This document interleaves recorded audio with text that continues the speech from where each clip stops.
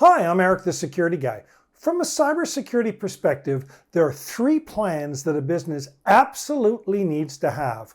Without them, the business is much less likely to survive a serious cybersecurity incident or disaster.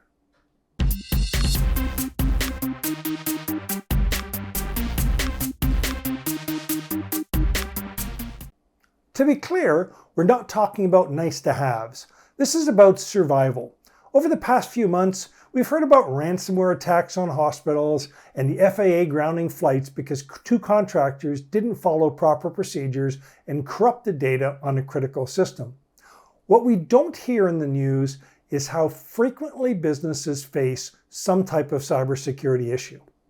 For example, according to Statistics Canada data collected from January to March 2022, 16% of small businesses, 25% of medium-sized businesses, and 37% of large businesses reported being affected by cybersecurity incidents in 2021.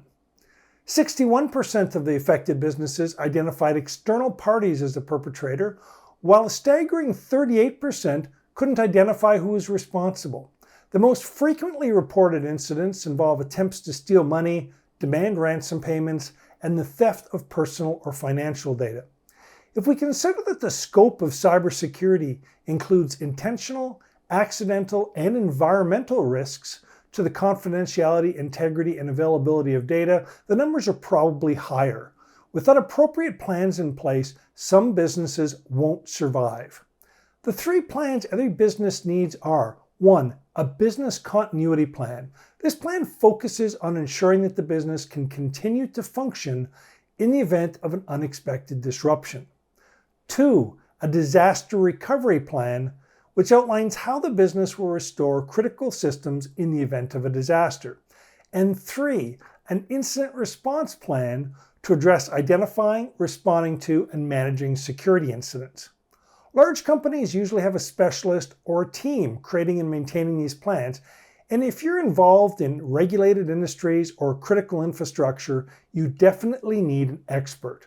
The leading training and certification organization in this area is Disaster Recovery Institute International, usually abbreviated as DRI. Many smaller businesses can create their own plans or obtain the assistance of a cybersecurity consultant. The first step is to conduct a Business Impact Assessment, or BIA for short. A Business Impact Assessment is a process used to identify and evaluate the potential effects of disruptions to critical business operations. The goal of a BIA is to understand the financial and operational impact that a disruption would have on the business. The BIA process typically includes identifying critical business functions and understanding the potential impacts. The information gathered during a BIA is used to inform business continuity planning, disaster recovery planning, and other risk management activities. While Google will suggest some pretty complicated BIA templates, many small businesses just need a spreadsheet. To start, list information systems and processes that are critical for business operations in the first column. Some of the items in your list will be obvious, like email, payroll, and if you're a SaaS provider, your customer-facing applications. Identifying others may require consultation with stakeholders throughout the business. For example, many businesses rely on CRM and customer support systems.